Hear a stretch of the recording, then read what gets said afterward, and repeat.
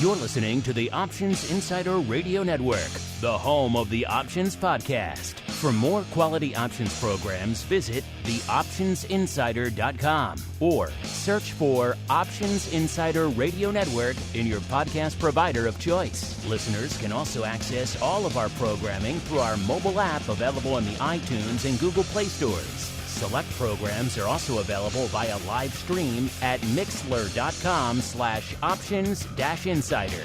That's mixlr.com/options-insider. Don't forget to follow along with your favorite programs and submit your own questions for the hosts at twitter.com/options, stocktwits.com/options, facebook.com/theoptionsinsider, or via questions at theoptionsinsider.com.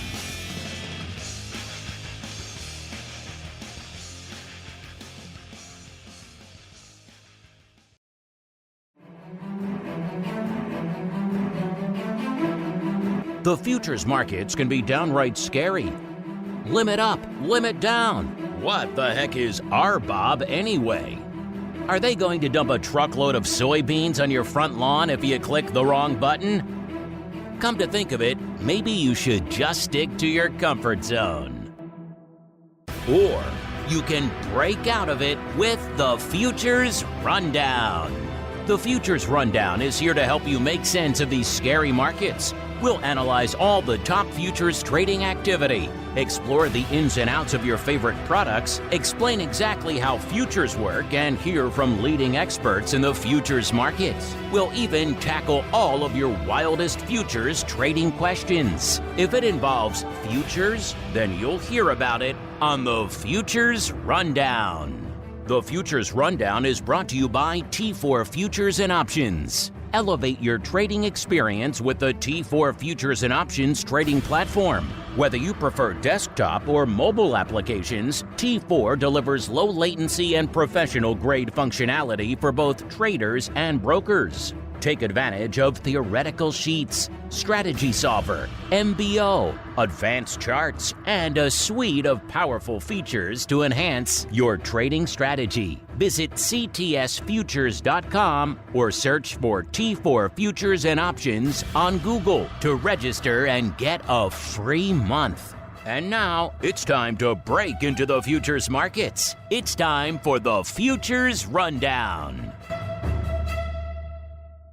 All right, everybody. That music means we are back once again. It is Wednesday. Time to roll out the Futures Rundown, see what is lighting up the tape in the explosive world of futures. My name, of course, Mark Longo from theoptionsinsider.com, as well as from the network upon which so many of you were binging last year. Welcome to all of you folks who joined us as this show kicked off in the tail end of 2024. A great new addition to the network. You forced me, kicking and screaming, to talk some futures, and I am very glad you did. If you want to talk some additional content, including, of course, great pro Q&As and options oddities, giveaways, all sorts of fun, theoptionsinsider.com/pro is the place to go to learn more. As we learn who's joining us for this hot new edition of the Futures Rundown, I'm pleased to welcome back on for the first time in the mad new year of 2025, our old pal, Mr. Dan Collins. Dan, welcome back to the Futures Rundown, sir.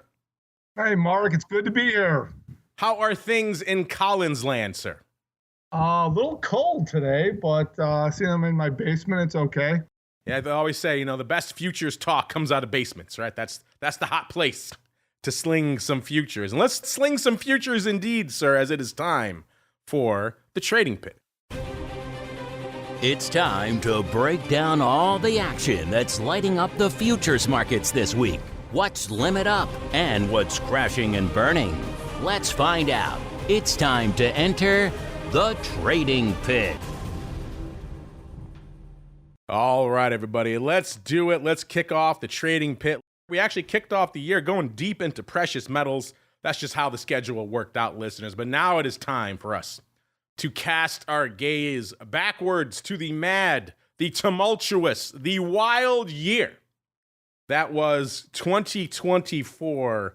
Let's kick things off, Dan. I want to get your thoughts on what resonates to you in the second. But first, let's go atop and bottom 15, shall we? For in terms of names that gained the most and gave up the most last year. I will do one of them first, and we'll get some of your thoughts. Let's go out to the dark side first, because why not? Let's start in the red. Number 15 in terms of names that lost the most in 2024, listeners. Number 15 to the dark side would be palladium, actually. Off nearly 11%. We were just talking about this on the Precious Metals show last week. A rough year for palladium, coming in off nearly 11%, 10.96% to be precise. Number 14, listeners, we've got the Ultra T-Bond off 11.21%. Number 13, it was a rough year for rough rice, listeners, off 11.25%. Number 12, we're keeping it in the world of ags. We're going out to soybean oil, listeners. Soybean oil giving up a little over 12.02% to be precise last year. From the world of ags, we go to the Mexican peso, listeners. Number 11, giving up 12.42%, so almost 12.5%. To the dark side. Number 10, listeners, our bottom 10 for the year, keeping it in FX. It was the yen, off 13.5%.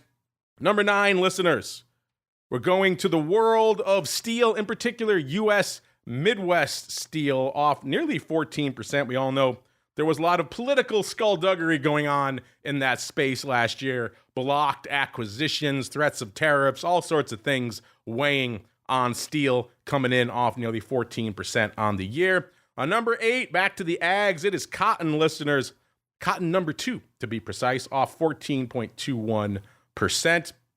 Number 7, listeners, keeping it in the ags. It is the hard red wheat, not the soft red wheat. It is the hard red wheat, coming in at number 7, off 15.92%. Number 6, keeping it in the more traditional wheat, listeners, off 17.14%. So a rough year for wheat, pretty much in general, listeners. In fact, I think you're going to see a lot of ags in our bottom 5 here, listeners. Spoiler alert.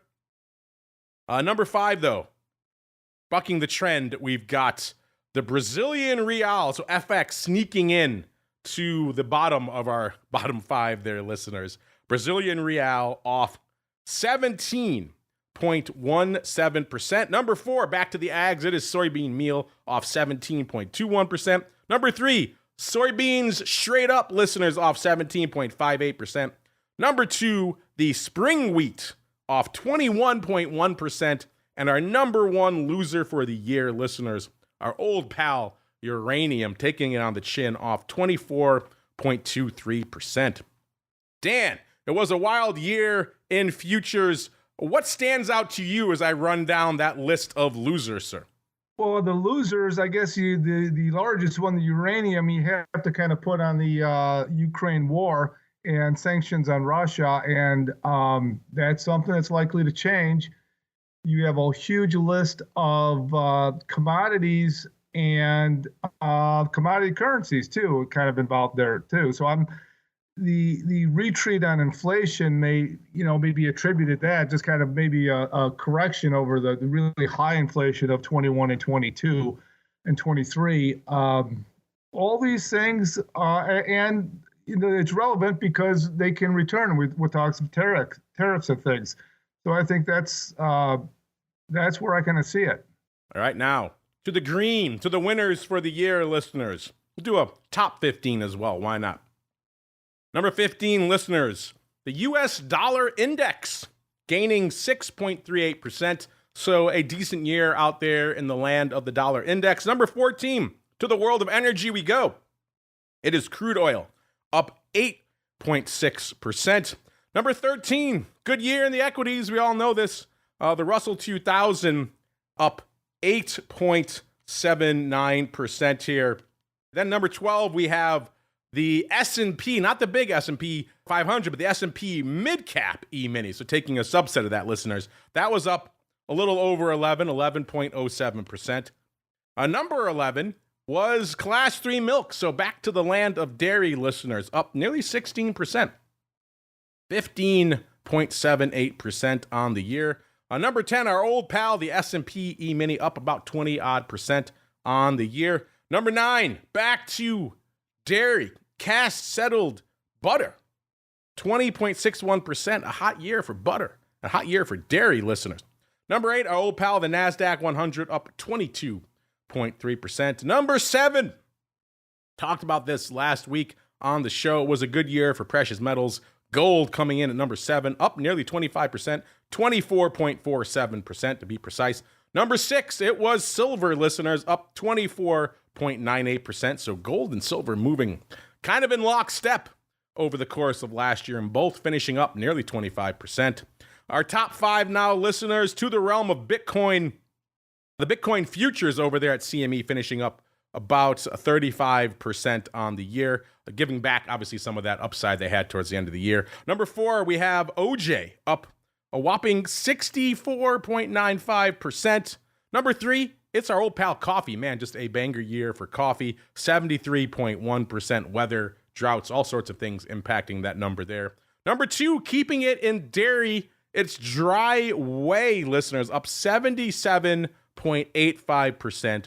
And our number 1 winner for the year in the world of futures, just a wild year. We talked about this product a few times. Might need to go deeper and maybe dive deep into the contract specs as well, because it was a hot year for cocoa, up 194.46%. So just a wild list from starting up about 6%, 6.5% to ending up nearly 200%. Just a wild year across the board. Mr. Dan, what stands out to you from that list of winners, the gainers of the year, sir? Well, right at the top are a lot of the softs, and it seems like with so much geopolitical risk out there that maybe that's a little bit safer, because that's not what you necessarily think of. Though orange juice is a very interesting market going forward when we hear about potential tariffs, because that would be a target for retaliatory tariffs. But with a lot of the gold and silver, you would think with uncertainty coming up that they would be strong again, but you're at a real high level. So I think you're maybe you're kind of looking to see some sort of a dip to get back into those markets. But I'm interested in the softs because they're a great market mover, and maybe a little bit outside of some of the risks that we see coming with the change in administration. All right, Dan, we broke down some winners, we broke down some losers. Outside of those names I just kind of ran down, what else stands out to you? What trades, what trends, what developments really stand out to you as you look back at the wild year of futures that was 2024, sir? Well, just, equities staying strong, and you're waiting for, where it's going to go next. I think it reacted well to the election, but there's a whole lot of risk out there, and it's coming really fast and furious to see what happens in the first 100 days. Same thing, I think you have to look at the safe havens. Crude oil, with promises to drill, actually look kind of stable among the markets into 2024. Would you say, is the equities the one thing you're focusing on most these days? Are you getting lured back into crude oil? Where would you say your attention is fixed in the futures game right now? I think it's just on upcoming volatility, and with equities and and the dollar. It's good to see the dollar change in administrations. Usually Republican administrations like to keep it lower to help with trade, and obviously trade is a big wild card with promises of tariffs. That is the case, sir. If you want to know how last year shook out from a volume perspective, we don't have all the numbers in hand yet. We got the numbers coming out of CME. Obviously, they're only one venue, but they're a pretty big one. So we can look at some of the trends they noticed there. I also like to look at the broad global volume perspective. Folks like FIA do a great job of kind of breaking down the global volume trends. That report is not yet out. So as soon as we have that in our hot little hands, we will dive into that. But obviously CME, a good indication of where the volume is going these days. They had a banger year, as you might expect. Annual average daily volume, 26.5 million contracts in 2024. That's up about 9% from 2023. So a pretty good year, all things perspective. Do you want to break it down in a little bit more detail, listeners? Which complexes were driving that flow out here? As you might imagine, Fed was a big story last year, so rates were looking pretty hot last year. ADV in the interest rate complex up 10% to 13.7 million contracts. Now that includes futures and options. We're going to drill down to mostly futures for this, even though they did record annual U.S. Treasury futures and options ADV of 8.1 million contracts.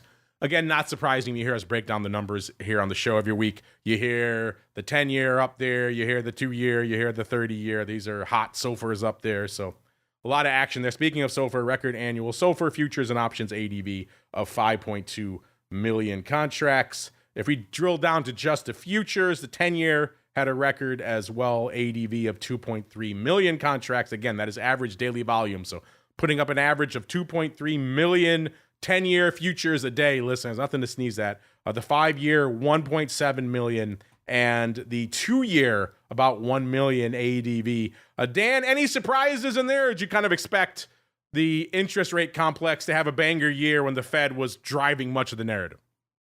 Well, they always do. What strikes me is just across the board the strong year.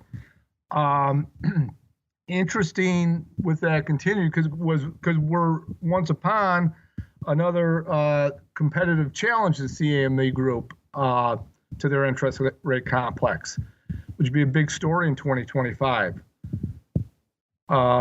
Particularly when you see that the main competitor has friends in high places, let's put it.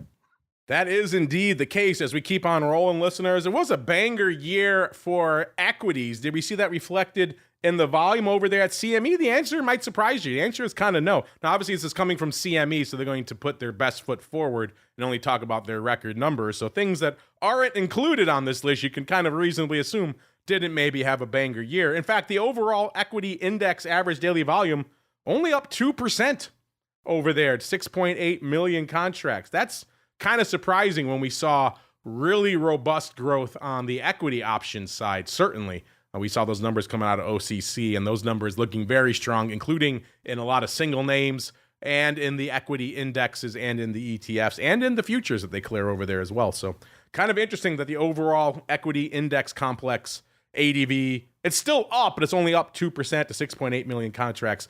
The only contract that they call out here, listeners, are the micro E-mini NASDAQ 100.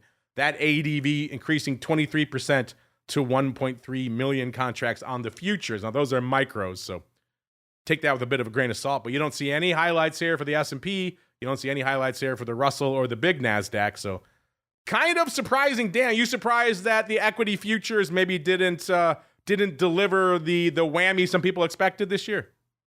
No, I mean, you're looking at a late stages of a bull market where people are getting a little nervous and maybe they're just kind of waiting to get somewhat of a pullback to get back in because you saw the good volume in the option. So obviously, people are maybe protecting their profit modes and needing some sort of a pullback to get back in. What about energy? Energy had to deliver a banger year last year, right? Listen, there's a lot of going on in the energy, a lot of brouhaha in the Middle East that usually translates to some vol and some action in the energy complex. Let's see if that was the case last year. And at least for some of the big contracts you may look at, it was the case. And the overall complex did pretty well as well. Energy ADV up 17% to 2.5 million contracts. So that includes everything.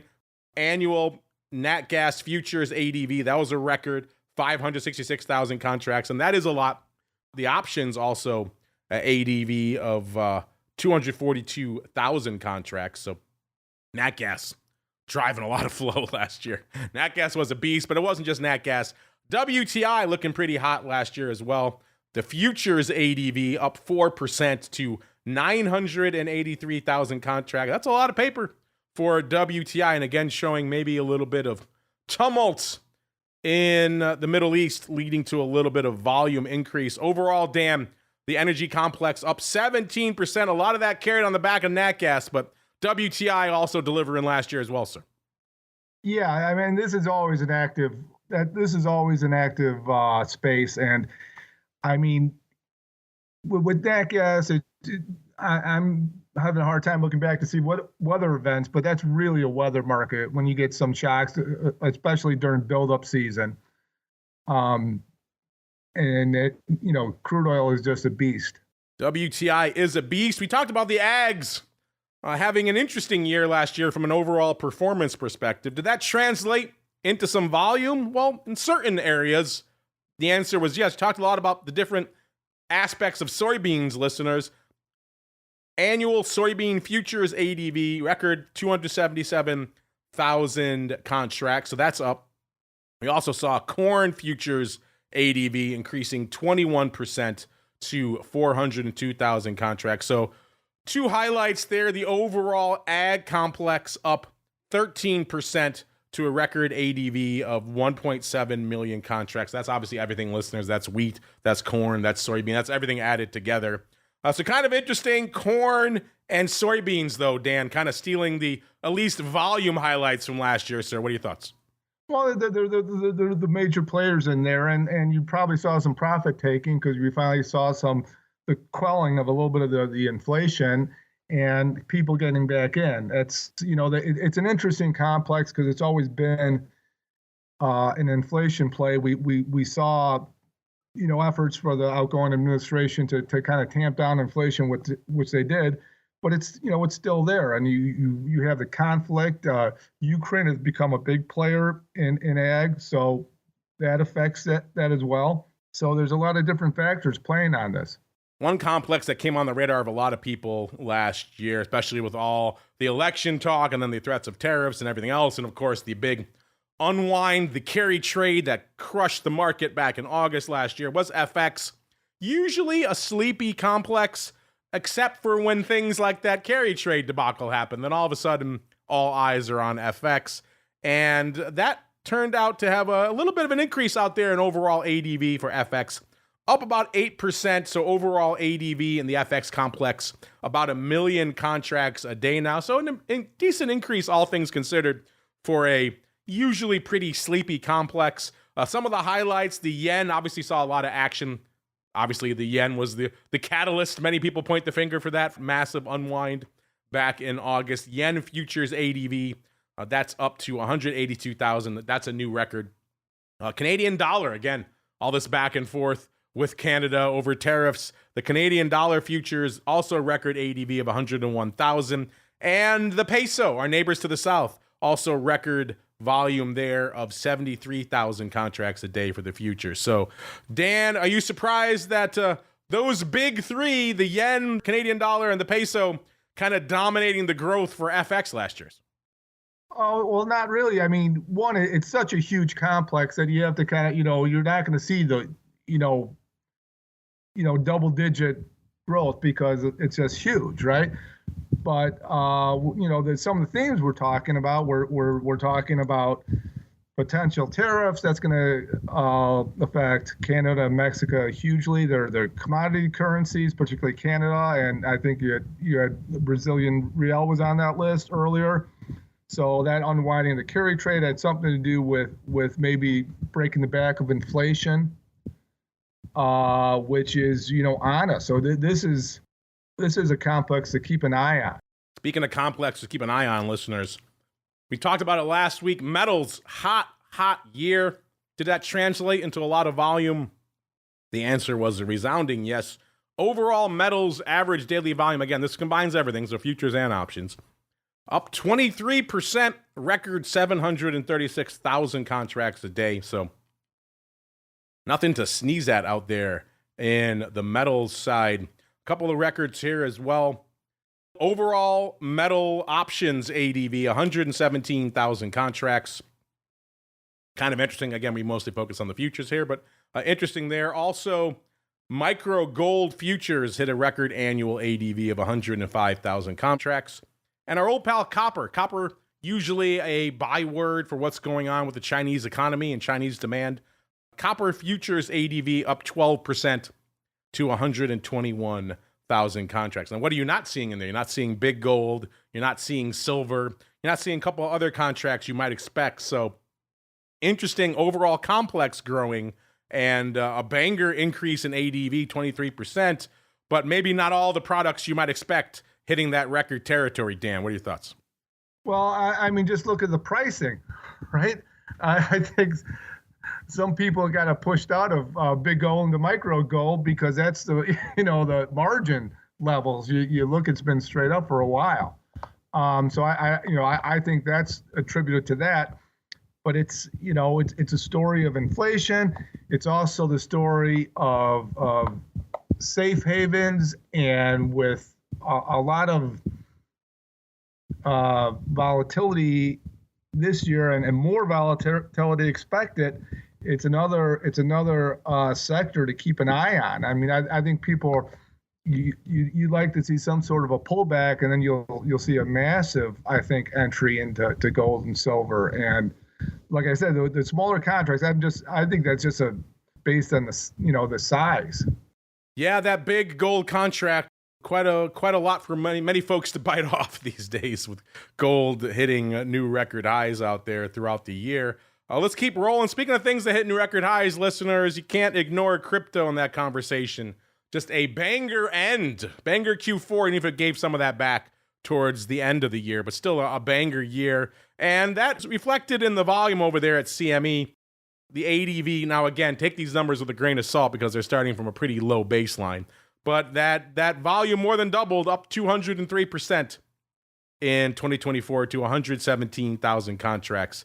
Again, when they're quoting notional values, that things still aren't that big. That's adding up everything they have. So the micro Bitcoin, the large Bitcoin, the micro Ether, and the large futures, and of course the options on all of those as well.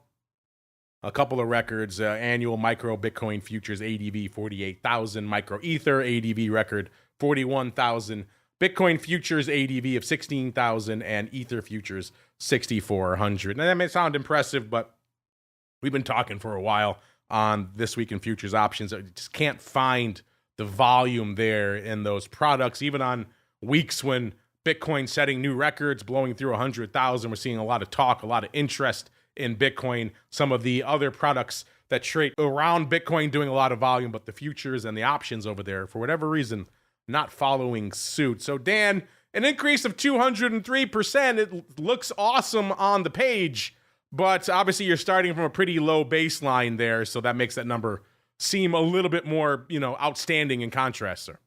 Yeah, price discoveries and futures isn't the area where it's a large complex and it's just getting started. So it tells you what's going on in the market, and of all these things, this could be the most interesting complex. And though I wouldn't recommend people get involved in it, but it's because there's a lot of drivers going into this year with cryptocurrencies and the regulation of it. That's gonna probably increase activity, but also increase volatility.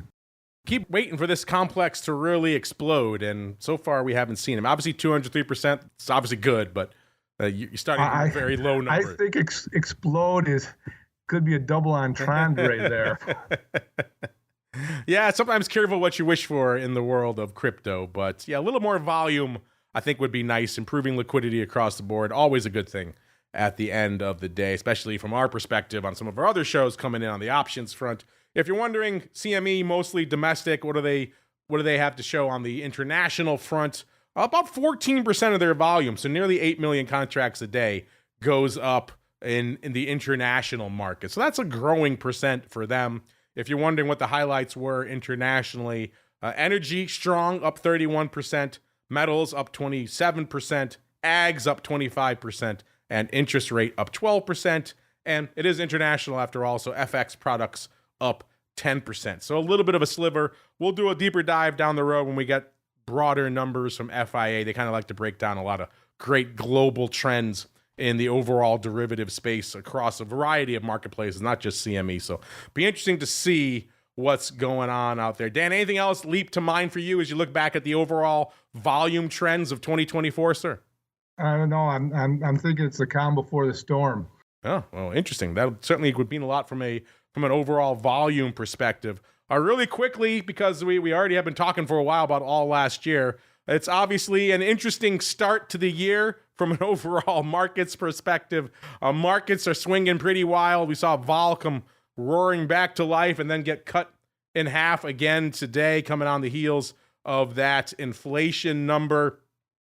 Right now, this week, what's lighting up our tape out here, listeners? We've got some pretty hot action, including number 5 to the upside this week. We got crude oil up 7.38%. That's WTI, of course. Number 4 to the ags we go. It is oats up about 8.25%. Number 3, our old pal nat gas up 9.33%. Number 2, heating oil. Number 3 at 9.23%. Number 2 is nat gas up 11%. And number 1, soybean oil up a little over 12, about 12.2%. Dan, anything catching your eye in those folks lighting it up to the upside this week? Yeah, no, well, not really. You got some ag products. There's usually, traditionally it's the quiet period. So I'm not sure what's causing that. That's the fun part about it. Coming out of the gate like a lion this year. We have done that the last few years, really. We're the beginning of January. You're right. Traditionally a quiet period the last 3 or 4 years, not so much. Lots gone on in the first couple of weeks of January, and we are seeing a repeat of that again this year. To the red, to the downside movers we go, listeners. Number 5, back to dairy. It is cash settled cheese off 5.35%. Number 4, it is sugar off 5.48%. Number 3, it's OJ off 6.05%. Number 2, it is sugar number 11 off 6.34%. So number 4 was sugar number 16, if you are so intrigued, listeners. And the number 1 downside mover this week, listeners, is lithium, giving up 6.73%. Anything catching your eye and what's lighting up our screen to the red this week? Yeah, it was interesting that the OJ came down because that's maybe that's the sort of tariff if we don't find markets for it. I think probably looking to stabilize that price a little bit.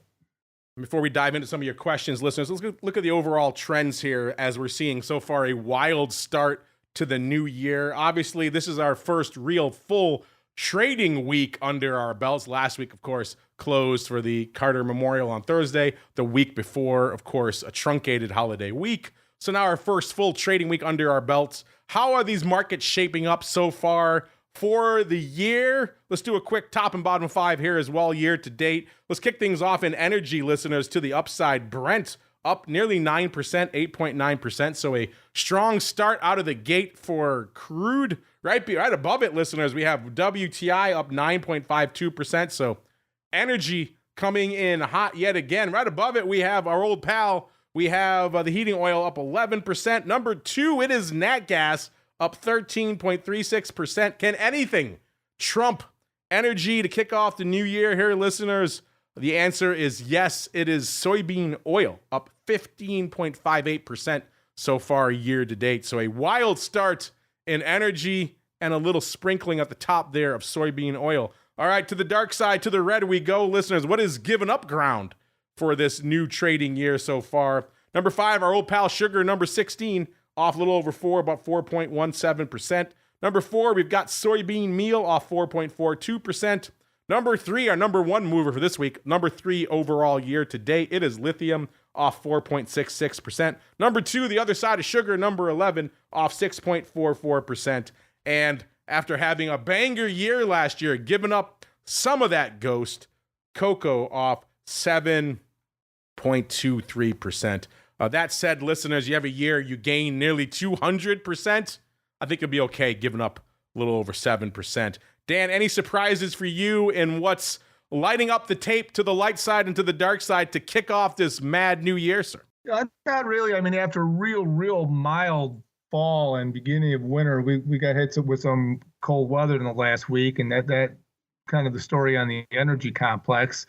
Obviously, there's something going on with the crush trade with the oil, the soy oil rising and the meal going down. All right, listeners, let's keep on rolling. Let's get some of you on board with the new year. A little bit of your futures free-for-all. Ring the bell. It's time to take on all comers in an epic Q&A battle royale. All questions can enter, but none can leave without an answer. It's time for the Futures Free-for-All.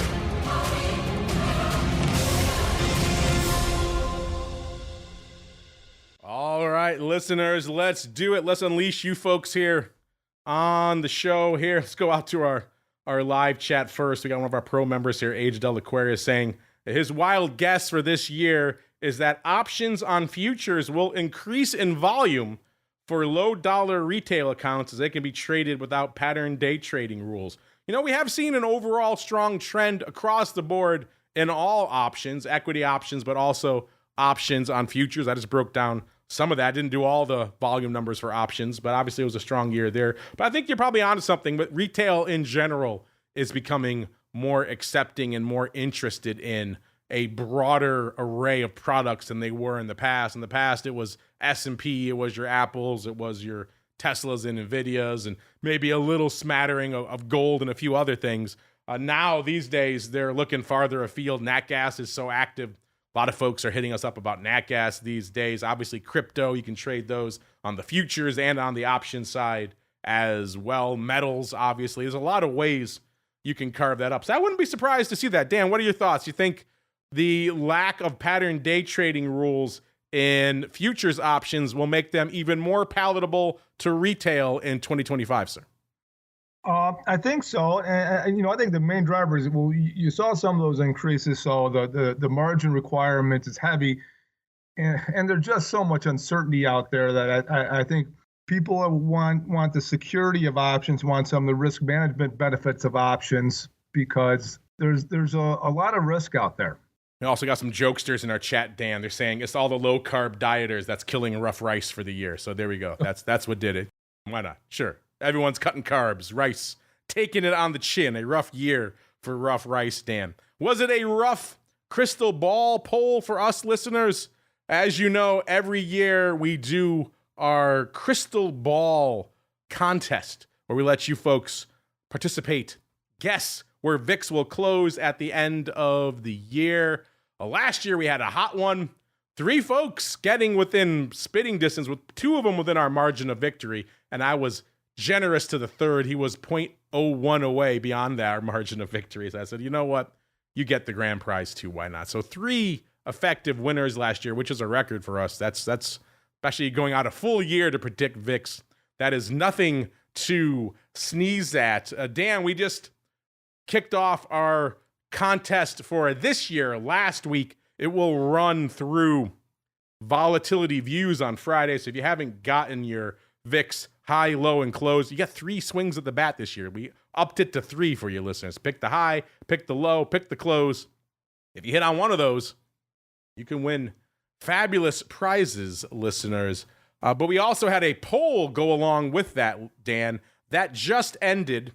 We gave you a little fun flavor poll this year, listeners. We said, hey, choose your flavor, I should say. Choose your flavor for VIX end of year closing price range. Gave you 4 different ranges. Is it going to be a very spicy year? Going to be like a ghost pepper year, so VIX is going to close north of 20? Or is it going to be more of a spicy habanero year of 16 to 20? Or is it going to be a little milder, a little maybe mild buffalo year of 12 to 15.99? Or bland oatmeal? And Dan, our audience is feeling spicy, north of 20, 33.3%, sir. Does that surprise you? Not at all. So you know what's coming next. I'm going to ask you next. The Reaper pepper at, over 30, that would have received significant votes, I think. You think we're closing north of 30 next year? Wow. I have no idea what would close, but I think we'll be above it at some point. You know what I'm going to say to you, Dan? I'm going to give you a chance to play along. We're giving all of our network co-hosts and guests a chance to play in our contest. Last year, our winner was Steve Sosnick from IB, even though I have to say I was a close second. I was right hot on his heels, Dan, with my end-of-year prediction. Nobody else was within a country mile, so it was pretty much me and Steve Sosnick holding down the roost, even though he did get a little closer than me. So, Dan, if you want to participate, maybe get your name enshrined in the Volatility Crystal Ball Hall of Fame, for next year, what do you got for us? What's your prediction for a VIX close for next year? If you want to do high and low, you can as well. Well, I'll say 28. We're going to close at 28. Wow. Feeling spicy. I think it's going to go significantly higher at some point. It can spike and challenge. There's just so much out there that's going to create volatility this year, and a lack of faith in the markets. And so I don't know. That's coming down. I know at some point it'll be higher, but wow, you think a spike to north of 60? Beyond that? 30? What are you feeling? What's the high for you? Well, what's the all-time high? Was it like 52 during the? It got up into the 80s back in the Volmageddon time frame. That was like one day. Yeah, exactly. I think it'll hit 50. 50. Okay. And I'll put a high of 50 for you.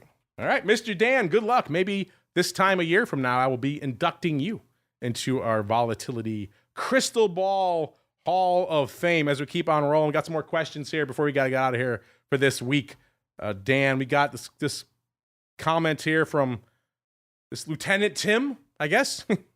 He says, really enjoying the new Futures Rundown program. Well, thank you, Lieutenant Tim. He says, so glad you decided to add futures to the network for grunts like me. Oh, he is a lieutenant. He says, you just answered the question I was going to send in. Why the heck are the months out of any semblance of order? Yeah, we talked about this with, I believe it was Dan Gramza about a month and change ago, talking about the contract month codes and how just completely asinine they are and how they make no sense. He says, my 2 cents on why they skipped R, S, and T is that they obviously realized that they had screwed up with the alphabetical order and just decided to make things line up for Z in December. Yeah, I think that's what I said on the show, too. I think by the time they got to the end, they realized they can't start with A, they have to at least end with Z to have some semblance of order to the list. So I think you're right. They just kind of cut those out of the list so they could just get to Z and get the whole just embarrassment over with. Dan, what are your thoughts here for our buddy Lieutenant Tim? Have you thought about that? The origins of the contract month codes and futures, why we don't start with A, why they skip letters like R and T, and then they go to Z at the end? I think it has something to do with at some point this was explained to me, but I'm talking many, many years, many decades ago, and I have no clue to remember it why. But I think it has something to do with the contract letters and to avoid confusion. Speaking of confusion, there's a lot of confusion about this, Dan. This question came in a little towards the end of last year. He's from Charlie Nance. He says, can you explain the controversy over CME filing to become an FCM, aka a Futures Commission Merchant, if you don't speak the lingo, listeners, on the Futures program, please? Thanks for putting this out on the show. Yeah, this came out right around late October, early November of last year, that CME got approval to establish themselves as an FCM, what is effectively a broker in the future space, listeners. I think to say the response to this was mixed is putting it mildly. We took a screenshot of the top headlines from the day that the news broke. Here's just a few of them. Clearing members rattled as CME approved to launch its own FCM. That's from risk.net. Here's Crane Chicago Business. CME wins Futures Commission Merchant approval, sparking backlash. Finance Magazine. CME Futures Commission Merchant approval raises conflict of interest questions. So, yeah, I think to call this controversial is to put it mild. They released, even folks that we talk about, FIA, they crunch a lot of numbers. They're an industry advocacy group, and they crunch a lot of the data for the space. They released a statement on it. They say their approval is the latest and most significant example of a trend that raises serious concerns about market regulation and systemic risk. The approval comes at a time when they've yet to propose strong rules to address conflicts among CFTC regulated entities. They go on and on to say that they are strongly against that approval as well. So I think to call this controversial is to put it mild. Dan, you've been around the futures game for a long time. Why do you think this action in particular sparked so much backlash, sir? Well, the controversy is easy. The FCMs are afraid that the CME is trying to disintermediate disintermediate them, and that's been a theme of markets for as long as we've known each other, going back to the the core retail commodity futures markets, where the introducing brokers to a great extent have been disintermediated. So maybe it's turnabout fair play for the FCMs. I don't know where it's at and what the goal is, but I brought up earlier there's another challenge to the CME largest complex from Howard Lutnick, who's I think has a position in the new administration, which would make them a little bit more nervous. So it is something in their back pocket to ward off competition. But it's it's a little bit dangerous because you can't unring a bell. So we don't know exactly what they're doing with it. It makes the FCMs nervous. But remember, the largest FCMs are signed up as part of that new exchange too. So I think it's just a response by CME to say you want to challenge our markets and create a new market. Maybe we'll keep your core customers. Yeah, a lot of interesting stuff here. I think for me it goes back to that old separation of church and state. It's something we've complained about a lot in the crypto space for a long time, that there really are very blurred lines between an exchange, which to me should always be a regulated and separated pool of liquidity. That is the goal of an exchange at the end of the day, to provide liquidity and price discovery. And then the broker, whose job it is to go and get the customers and bring them into market and be the interface for them, between them and the market. There should be a separation between church and state for those, and we didn't really see that, and we don't see that in the crypto space. It's something that I've lamented. In fact, that is the reason that CME has put forward for their wanting to do this. It's SBF back in his FTX days was talking about becoming an FCM and kind of breaking into CME's territory a little bit. So they viewed this, as Dan said, as a bit of a competitive response, kind of something to keep in their back pocket for a rainy day should need arise. But as you're right, as this disintermediates a lot of their core constituents on the FCM side, it raises a lot of questions about conflict of interest. Whose interest are they putting first when they're the broker and they're the exchange? It's a kind of nebulous area. So that's why a lot of folks like FIA and others are also probably a little bit skittish. Thankfully, nothing's been done with this yet. They haven't gone out there and really established this FCM. They've just got approval for the license. But that's enough. As Dan says, you can't unring that bell, and that alone raises some specters of conflict of interest, which will be interesting to see in this new administration going forward, how all that is dealt with. Unfortunately, that music means we've come to the end. Man, Dan, we had a long run through the world of futures. We looked back, then we looked ahead a little bit. But before we go, Mr. Dan, if folks want to check out what you have cooking in the world of futures, where should they go? What should they do? I don't have a whole lot going right now. I'm doing some work with Gate 39 and some of their customers. So we're working on some option strategies actually for them, and I will give you a heads up where it's showing up. But I don't. I'm working on them, but I don't know what platform we're going to present them on yet.